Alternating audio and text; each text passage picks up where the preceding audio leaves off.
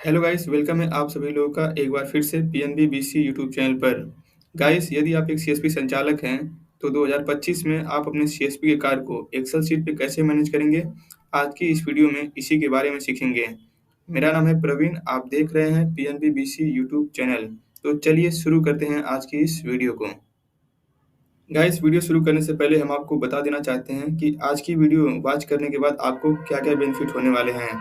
तो अपने पहले बेनिफिट की बात करें, तो गाइस जब एक सीएसपी संचालक महीने में ढेर सारे अकाउंट ओपन कर देता है, तो वो अक्सर कन्फ्यूज़ रहता है कि किसके पासबुक बने या नहीं बने, किसके सिग्नेचर अपलोड हुए या नहीं हुए, किसके अकाउंट अनफ्रीज़ हुए या नहीं हुए।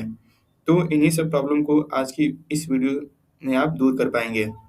और दूसरी चीज़, जब आप डेली बेस पे आप जो भी अपने सीएसपी सेंटर पे कार्य करते हैं, तो आप उसको कैसे मैनेज करेंगे? जैसे कि आपने कितने अकाउंट ओपन किए, कितना बीमा किया, कितना ट्रांज़ैक्शन किया, कितना आरडी एफडी किया, कितने आधार शीट किए। तो इन सब चीज़ों को आप एक एक्सेल शीट की मदद से एक अच्छी खासी रिपोर्ट तैयार कर पाएँगे मंथली, और एक्सेल शीट की मदद से अपनी सभी चीज़ों को, जितना भी कार्य आप सीएसपी सेंटर पे करते हैं, उसको मैनेज कर पाएँगे। तो गाइस, आज की इस वीडियो में इसी सब के बारे में आप सीखेंगे। तो चलिए चलते हैं अपने एक्सेल शीट की तरफ। शीट प्रोवाइड करेंगे जिसमें आप अपने डेली बेस पे जो भी कार्य करते हैं अपने सीएसपी सेंटर पे, आप इन्हीं दोनों शीट की मदद से अपने कार्य को मैनेज करेंगे। तो गाइस, जो अपनी पहली शीट है ये है detail report of SPBDA account open between, जो अपना 1 जनवरी चल रहा है, 1 फरवरी से 28 फरवरी तक का इसमें आप मैनेज करेंगे। तो हमने इस मंथ के लिए शीट बनाई है ये। आप जैसे मंथ क्लोज होगा तो इस डेट को आप चेंज कर लेंगे, बाकी का डेटा यहाँ से सब डिलीट करके फिर से एंट्री करेंगे इसी शीट में हर मंथ। तो ये अपनी शीट होगी पहली शीट, जहाँ आप अपने अकाउंट जो भी अकाउंट पर डे ओपन करते हैं डेट वाइज, उसको आप यहाँ पे मैनेज करेंगे। और यहाँ पे देखिए ना, हमने सभी सीरियल वाइज बनाया है। पहला अपना है सीरियल नंबर, दूसरा कॉलम अपना है अकाउंट ओपन डेट, तीसरा कॉलम है कस्टमर नेम, चौथा कॉलम है अकाउंट नंबर, पांचवा कॉलम है पासबुक का, और छठवां कॉलम आपका है सिग्नेचर अपलोड का, और सातवां कॉलम है अकाउंट अनफ्रीज का। तो इस तरीके से आप जो भी अकाउंट ओपन करेंगे डेट वाइज, उसको यहाँ पे कस्टमर के नेम के साथ इंटर करेंगे, और जो अकाउंट नंबर होगा कस्टमर का लास्ट के 5 डिजिट, उसको यहाँ पे इंटर कर लेंगे। और किसके पासबुक बने या नहीं बने उसको यहाँ पे यस या नो के थ्रू इंटर करेंगे। जैसे देखिए ना, जैसे हमने यहाँ पे इनका किया है, इनका पासबुक बन गया तो हमने यस लिखा है, और इनकी सिग्नेचर अपलोड हो गई है तो हमने यस लिखा है, और इनके अकाउंट भी अनफ्रीज हो गए हैं तो हमने यहाँ पे यस एंट्री कर ली है। इसी तरीके से आप सभी लोग का जितने भी आप खाते ओपन करेंगे उनका नाम लिखेंगे, इधर इधर अकाउंट नंबर होगा, इधर उनका पासबुक बना कि नहीं बना उसके बारे में लिखेंगे।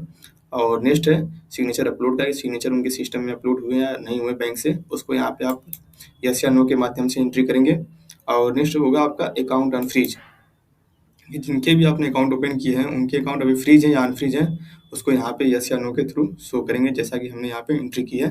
ठीक है, तो इस तरीके से आप डेली बेस पे जितने भी खाते खोलेंगे डेट वाइज, उसको यहाँ पे डेट वाइज मेंशन करेंगे सीरियल वाइज, और सभी के नाम के साथ अकाउंट नंबर होगा, और उनका क्या स्टेटस है, पासबुक बना कि नहीं बना, अकाउंट सिग्नेचर अपलोड हुआ कि नहीं हुआ, अकाउंट अनफ्रीज हुआ कि नहीं हुआ, सब डेटा को आप यहाँ पे यस या नो के माध्यम से एंट्री करेंगे। और ये जो अपनी सीट है, ये पूरी 100 अकाउंट की है, हमने 100 लोगों का बनाया है। अगर आपका अकाउंट ओपनिंग इससे ज़्यादा है तो नीचे आप इधर एंट्री कर लेंगे, बढ़ा लेंगे अपने अकाउंट ओपनिंग के अकॉर्डिंग। अगर आपका 100 से ज़्यादा है तो आप नीचे लिस्ट बढ़ा लीजिएगा, अगर आपके 100 तक है तो आपके काम इतने में ही हो जाएंगे। अब देखिए इस शीट की फ़ायदा, मतलब इस शीट को बनाने का पर्पज़ क्या हमारा था। इस शीट को बनाने का आपको बेनिफिट ये होगा कि जैसे मान लीजिए आपने इस पहले आदमी का खाता खोला और ढेर सारे आपने खाते खोल दिए, तो होता क्या है अक्सर कि कस्टमर मान लीजिए कि 1 महीने बाद आया, 15 दिन बाद आया पैसे निकालने, और पता चलता है कि खाता उसका अभी तक अनफ्रीज हुआ ही नहीं है। इमरजेंसी केस में आता है पैसा निकालने, और जब आपके सेंटर पे आता है तो पता चलता है कि ट्रांजैक्शन नॉट परमिटेड का मैसेज आ जाता है और कस्टमर का खाता अभी अनफ्रीज नहीं है। तो उस टाइम आपको काफ़ी दिक्कत फेस होती है। तो जब आप इस शीट में अपने डेटा को अरेंज करेंगे, तो आपको जो ये प्रॉब्लम है ना अनफ्रीज वाली, जब कस्टमर इरिटेट होता है ना, तो मान लीजिए इमरजेंसी में कस्टमर आ गया पैसा निकालने और उसका खाता अभी तक अनफ्रीज हुआ ही नहीं है, तो दिक्कत होती है ना। तो उस चीज़ से बचने के लिए आप जब इस शीट में अपने डेटा को एंट्री करेंगे और डेट वाइज आप देखते रहेंगे कि आपका कितना काम हुआ है, कितना नहीं हुआ है, तो वो सब चीज़ें आपको जो प्रॉब्लम है ना दूर हो जाएँगी आसानी से, क्योंकि हम ऐसे ही मैनेज करते हैं। तो इस तरीके से आपको एंट्री करना है, पहली बात। और देखिए यहाँ पे जो पासबुक किसके बनी या नहीं बनी, ये भी डेटा आपके पास रहेगा। यहाँ इतने लोग का पासबुक बन गया, इनका नहीं बना है, तो जब आप बैंक में जाएँगे कैश लेने, तो वहाँ से आप इनका पासबुक बना के अपने सेंटर से प्रोवाइड कर देंगे इनको। और रही बात सिग्नेचर की, तो सिग्नेचर भी आप इसी के अकॉर्डिंग देख लेंगे कि इनके सिग्नेचर अपलोड हुए हैं या नहीं हुए हैं। तो इससे आपको पता चल जाएगा। और यहाँ पे जो अकाउंट अनफ्रीज का क्या स्टेटस है वो भी आप एंट्री जब करते रहेंगे डेली बेस पे, तो वहाँ से आपको अकाउंट का भी पता चलेगा किसके खाते फ्रीज हैं अभी तक, किनके अनफ्रीज हो गए हैं, ताकि आपको दिक्कत ना हो। क्योंकि जब कस्टमर आता है कहता है भैया पैसा नहीं निकल रहा है, तब दिक्कत होती है उस टाइम पे कि आप उसको कैसे पैसा देंगे बताइए। इमरजेंसी में अगर आ गया आपके पास तो उसके खाते भी पता चलते हैं फ्रीज हैं, तो आप कस्टमर का काम हो नहीं पाता है, तो वही कस्टमर आपको गाली भी देगा और फिर चारों तरफ माहौल खराब करता है। ठीक है, तो इन सब चीज़ों से आप बचेंगे जब इस सीट को आप प्रॉपर यूज करेंगे। इस तरीके से सीट को आपको यूज करना है, बहुत ही बेनिफिट होगा जब इसको आप यूज करेंगे। सभी को यहाँ इंटर करते चले जाइए। और जब भी आप बैंक जाते हैं तो उधर से आप कस्टमर का जब पासबुक लेकर आएंगे शाम में, तो शाम में यहाँ पे आपको यस या नो कर लेना है। जिनके पासबुक बन गए यस कर लीजिएगा, जिनके नहीं बने उनको नो पे रहने दीजिएगा। और जब इनके पासबुक बन जाए, सपोज मान लीजिए आपने किसी दिन बैंक गया और इनका पासबुक बन गया, तो आप सिंपल शाम में यहाँ पे यस कर देंगे, इंटर मार दीजिए, यस हो जाएगा ऑटोमेटिक। ठीक है, और बाकी का जैसे सिग्नेचर इनका अपलोड हो जाए, जैसे अनफ्रीज हो जाए, तो ये सब चीज़ें आप यस में कन्वर्ट कर सकते हैं धीरे धीरे। और देखिए जब भी देखिए क्या होता है बैंक में अक्सर कि हर 10 दिन 15 दिन पे लिस्ट आती है अनफ्रीज वाली, कि आपके सीएसपी जितने भी हैं उनका कितना, जैसे कि मान लीजिए एक ब्रांच पे 2-3 सीएसपी हैं, सभी की लिस्ट आती है ब्रांच पे, मेल आता है कि मतलब आपके सीएसपी की इतनी मतलब अकाउंट अनफ्रीज आपके ब्रांच के। तो वो सब चीज़ें आपको यहाँ से जब आप मैनेज करेंगे तो वो सब जो पेंडेंसी बहुत कम आपको देखने के लिए मिलेगी। तो इस सीट का काफ़ी फ़ायदा होगा जब आप इसको डेली बेस पे यूज करेंगे। अब बात करते हैं अपनी दूसरी सीट की। तो दूसरी सीट जो अपनी है ये PNB CSP progress report between, वही है कि 1 तारीख से 28 तारीख तक कितना आपने काम किया, वो सब चीज़ों को डेट वाइज यहाँ पे मैनेज करेंगे। जो अपनी पहली सीट यहाँ पे है, यहाँ बस आप अकाउंट को मैनेज करेंगे, कितना खाता खोला, कितने पासबुक बने, कितने साइन अपलोड हुए, कितने अकाउंट अनफ्रीज हैं। ठीक है, ये सब चीज़ों को आप यहाँ पे मैनेज करेंगे। और इस वाली सीट पे आप डेली बेस पे कितना काम किया, जैसे कि आपने कितना अकाउंट ओपन किया, वो सब चीज़ें यहाँ पे 1, 2, 3, 4 में मैनेज करेंगे। और कितना आपने पीएम एसबीवाई किया यहाँ पे मैनेज करेंगे, और कितना आपने जेजेबीवाई किया इधर मैनेज करेंगे, कितना एपीवाई मैनेज किया इस कॉलम में मैनेज करेंगे, कितना आरडी किया इस कॉलम में मैनेज करेंगे, और एफडी कितना किया इधर मैनेज करेंगे। आधार सीट आपने कितना किया उसको इस कॉलम में मैनेज करेंगे। पर डे का आपका टोटल ट्रांजेक्शन कितना है उसको इधर मैनेज करेंगे। कितना आपका विड्रॉ अमाउंट है पर डे का उसको इधर मैनेज करेंगे इस कॉलम में। और आपका पर डे का डिपॉजिट कितना है उसको इधर मैनेज करेंगे। टोटल अमाउंट कितना आपका है उसको इधर मैनेज करेंगे इस कॉलम वाइज। तो इस सीट से आपको काफ़ी सहूलियत होगी। और इस सीट में जब डेली वाइज आप एंट्री करेंगे, जैसे कि हमने आप एंट्री किया, मान के चलिए सपोज एग्जाम्पल के तौर पे कि हमने 1 फरवरी में 5 अकाउंट ओपन किया, तो इधर मैंने $5 दिया। पीएम एसबीवाई कोई नहीं किया था, इसलिए 0 एंट्री कर दी। इसमें आपको मैनुअली एंट्री करना है। ठीक है, जैसे मान लीजिए हमने एपीवाई 0 किया तो यहाँ 0, सपोज मान लीजिए अगर हमारा 1 होता तो 0 को हटा के हम यहाँ पे 1 मार देते हैं, इंटर करते हैं, डेटा चेंज हो जाएगा ऑटोमेटिक। बाकी का आरडी आप जो भी करेंगे इधर करेंगे। जैसे हमने आधार शीट 2 किया था तो यहाँ 2 लिखा है। टोटल ट्रांजेक्शन की बात की जाए, हमारे 55 थे तो 55 में लिखा है। विथड्रॉ अमाउंट जो इतने थे तो हमने इतना कर दिया है, और डिपॉजिट इतना है। तो जब इन दोनों को यहाँ पे भरेंगे तो टोटल अमाउंट आपका 1 दिन का निकल के ये ऑटोमेटिक आ जाएगा। इसको आपको नहीं करना है, यहाँ पे बस मैनुअली आपको इंटर करना है। जब इन दोनों को इंटर करेंगे तो ये वैल्यू ऑटोमेटिक ही, टोटल अमाउंट की जो वैल्यू है ये ऑटोमेटिक चेंज हो जाएगी इस शीट में। ठीक है, और जैसे जब डेट वाइज आप एंट्री करेंगे हर डे का जितना भी आपने काम किया, तो इस अकॉर्डिंग आपको सभी डेटा इसमें फीड होते जाएंगे। और इसका फाइनल रिजल्ट आपको महीने के अंत में मिल जाएगा नीचे। जब नीचे आएंगे यहाँ पे, या आपने 1 मंथ में जब ये पूरा शीट आप भर देंगे डेट वाइज, तो 1 मंथ में कितना काम किया नीचे आपको देखने के लिए मिल जाएगा कि आपने कितना अकाउंट ओपन किया 1 मंथ में, यहाँ देखने के लिए मिलेगा। कितना आपने पीएम एसबीवाई किया इस कॉलम में नीचे देखने के लिए मिल जाएगा। कितना आपने जेजेबीवाई, एपीवाई, आरडी, एफडी, आधार सीडिंग जो भी आप करेंगे सब नीचे आपको 1 मंथ में मिल जाएगा। टोटल आपका कितना हो रहा है, कितना आपने अमाउंट विथड्रॉ किया, वो चीज़ आपको नीचे मिल जाएगी। टोटल करके मिलेगी, पूरा टोटल ऑटोमेटिक टोटल हो जाएगा। जैसे आप सभी कॉलम में भरेंगे एंट्री करेंगे ना, तो ये ऑटोमेटिक चेंज होता रहेगा वैल्यू।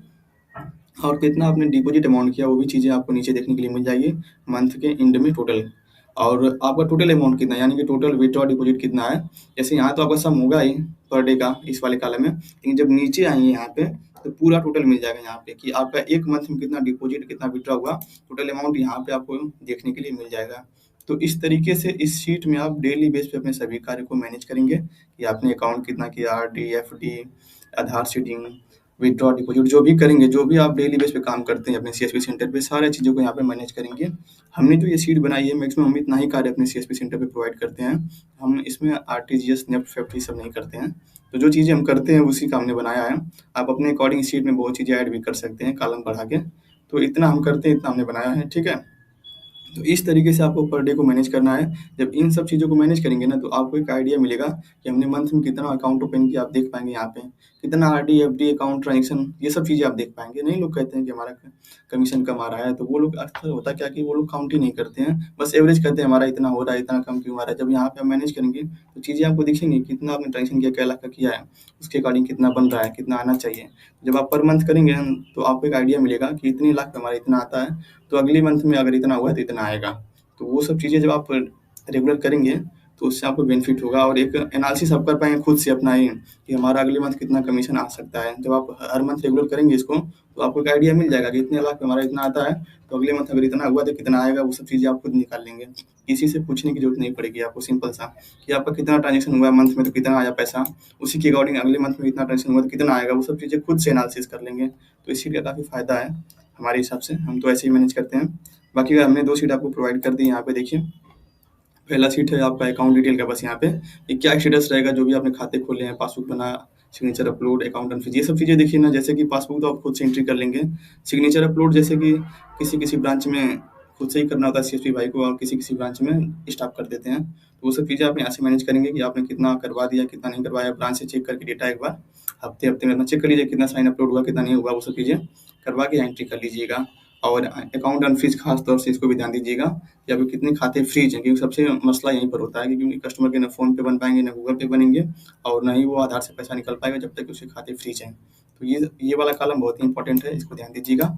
तो जैसे ही आप ब्रांच में कभी जाते हैं, तो वहाँ सर से लिस्ट निकलवा लीजिए कि सर हमने जो भी खाते खोले हैं, थोड़ा-सा एक बार डिटेल रिपोर्ट निकाल दीजिए कि हमारे कितने खाते अभी तक फ्रीज हैं, कितने साइन नहीं अपलोड हैं। तो उस तरीके से ब्रांच के जो स्टाफ हैं आपको एक डेटा दे देंगे शीट पे प्रिंट करके, और इसके अकॉर्डिंग आप ब्रांच में अपने साइन अपलोड करवा लीजिए, अकाउंट को अनफ्रीज करा लीजिए, ताकि कस्टमर को कम प्रॉब्लम फेस करना पड़े, आपको भी बहुत कम दिक्कत हो। समझ रहे हैं, डेटा ब्रांच से आपको निकलवाना पड़ेगा। हर 10-15 दिन में निकलवा लीजिए कि सर हमारे देख लीजिए कितने अकाउंट अभी तक फ्रीज हैं, कितने सिग्नेचर अपलोड यानी नहीं हुए हैं, पेंडिंग जो भी हैं, तो उसको निकलवा के आप अपने थ्रू वहाँ पे कर लीजिएगा, ताकि आपको प्रॉब्लम कम हो। तो इस शीट की मदद से आपको बहुत ही काफ़ी हेल्प होगा, क्योंकि यहाँ से आपको एक डेटा रिपोर्ट तैयार हो जाएगा ना कि आपके कितने पासबुक बने, कितने सिग्नेचर पेंडिंग हैं, अनफ्रीज, ये सब चीज़ें आपको एनालिसिस होती रहेंगी। और उस तरह आप दिमाग में कितना याद करेंगे, 30 दिन का याद होगा नहीं, किसके हुए हैं, किसके नहीं हुए हैं। तो उसी में कोई-कोई छूट जाता है, और जब छूट जाता है तो दिक्कत होती है। मान लीजिए कोई कस्टमर अभी इसी में से ईएमआई पे सामान खरीद लिया, सपोज़ एग्ज़ाम्पल के तौर पे, और उसका खाता अभी तक फ्रीज़ ही मान लीजिए है, किस्त कटने वाली है और खाता उसका अनफ्रीज़ नहीं हुआ है, तो दिक्कत हो जाएगा उसके लिए, ईएमआई बाउंस हो जाएगी और उसके काफ़ी चार्जेज़ कट जाएँगे। तो जब वो कस्टमर आपके पास आएगा, तो गाली-गलौज करेगा बेवजह, और काफ़ी मतलब नहीं होता है, झगड़े हो जाते हैं कभी-कभी तो। तो ये सब चीज़ें आपको मैनेज करेंगे इस शीट की वजह से। क्योंकि जब ईएमआई बाउंस होती है, तो ज़्यादा पैसा कटता है, कस्टमर के अकाउंट से भी कटेगा और बैंक भी चार्ज लेता है, और जो ईएमआई कंपनी भी चार्ज लेती है, तो डबल पैसे कट जाते हैं। तो इस केस में काफ़ी दिक्कत होती है। जब आप इस चीज़ को मैनेज करेंगे, तो ये सब प्रॉब्लम आपकी दूर हो जाएगी और काफ़ी प्रॉब्लम आपकी सॉर्ट आउट हो जाएगी ईज़िली। तो ठीक है गाइस, ये दोनों शीट है, आप इसको यूज़ करिएगा, और कहीं कोई प्रॉब्लम होगी, आज की इस वीडियो का बस यही पर्पज़ था कि आप शीट की मदद से, एक्सेल शीट की मदद से अपने कार्य को डेली बेस पे कैसे मैनेज करेंगे। हमें पूरा विश्वास है कि हमने जो बताया आपको, वो सारी चीज़ें आपको समझ में आ गई होगी। इस शीट को हम अपने व्हाट्सएप ग्रुप में प्रोवाइड कर देंगे, वहाँ से आप जॉइन करके शीट को ले लीजिए और डेली बेस पे यूज़ करिए, देखिए आपको बहुत ही मज़ा आने वाला है। ठीक है? तो गाइस, आज की इस वीडियो को यहीं तक रखते हैं। अगर वीडियो पसंद आई तो वीडियो को एक लाइक और शेयर कर दीजिएगा, और चैनल को अभी तक नहीं सब्सक्राइब किया है तो प्लीज़ यार इस सब्सक्राइब वाले बटन को दबा के चैनल को सब्सक्राइब भी कर दीजिएगा, और पीएनबी बीसी यूट्यूब चैनल के फैमिली मेंबर बन जाइए, ताकि आने वाले फ्यूचर में जो भी वीडियो हो आपको रेगुलर मिलती रहे, और आपको सीएसपी चलाने में काफ़ी सहूलियत हो जाएगी जब से आप ग्रुप से जुड़ते हैं। क्योंकि यहाँ पे हम अब प्रयास कर रहे हैं डेली बेस पे वीडियो देने का, ताकि आपको रेगुलर जो भी मतलब प्रॉब्लम्स आ रही है, वो सब प्रॉब्लम दूर होती रहेगी अगर आप इस ग्रुप को ज्वाइन करते हैं तो। पहले काफ़ी लंबे टाइम से हमने वीडियो नहीं दी थी, बीच में कुछ इश्यू चल रहे थे, जिसकी वजह से हम वीडियो नहीं प्रोवाइड कर पा रहे थे। लेकिन अब सोच रहे हैं कि रेगुलर बेस पे आपको वीडियो प्रोवाइड करेंगे। जो भी सीएसपी से रिलेटेड जो भी प्रॉब्लम आपकी, चाहे एटीएम वाला हो, चाहे खाता वाला हो, चाहे जो भी हो, कैसे मैनेज करना है, कैसे चलाना है सीएसपी, पीएनबी सीएसपी के बारे में खास तौर से सारी वीडियो हम प्रोवाइड कर देंगे, ताकि आने वाले जितने भी भाई लोग, जो लोग नया सीएसपी ले रहे हैं, सभी लोगों को काफ़ी सहूलियत होगी, आप वो ईज़िली अपने कार्य को कर पाएँगे। क्योंकि कभी-कभी क्या होता है ना कि चीज़ें जब क्लियर नहीं होती हैं, तो दिक्कत होता है उस टाइम में।